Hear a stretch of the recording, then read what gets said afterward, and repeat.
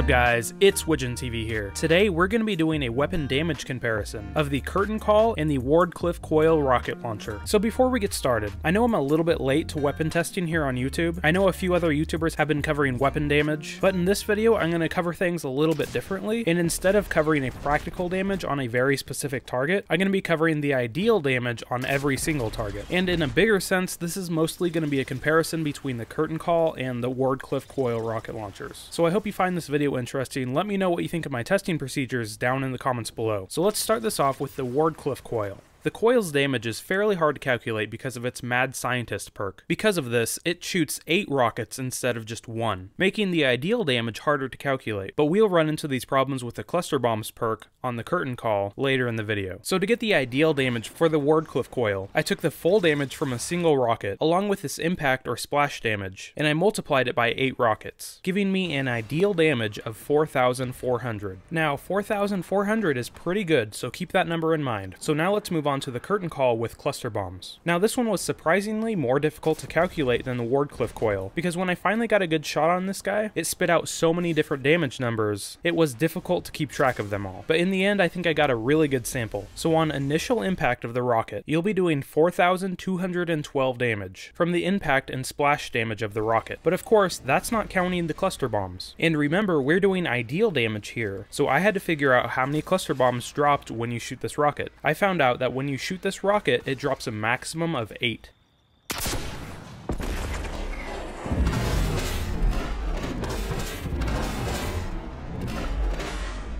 But most of the time it will not drop that many. I'll be talking about this more later in the video. So let's go back to our sample here and add the ideal cluster bomb damage, and we'll get 8,372 damage. That is nearly twice the amount of damage that the Wardcliff Coil produces, and in general is a metric ton of DPS. The Curtain Call with cluster bombs has got to be one of the highest DPS weapons in the game. Now let's keep things in perspective here. Before we start calling for buffs to the Wardcliff Coil or nerfs to the Curtain Call, keep in mind that this is the ideal damage. When we start looking at things practically, things change a lot. So first off, let's talk about the Wardcliff Coil. So even though the Wardcliff Coil has a lower ideal damage, when using this rocket, you'll be taking advantage of all 8 rockets very often. There are a few circumstances, like when you're a hunter and you jump mid-shot, it will cancel the shot and only shoot about 4 of these rockets.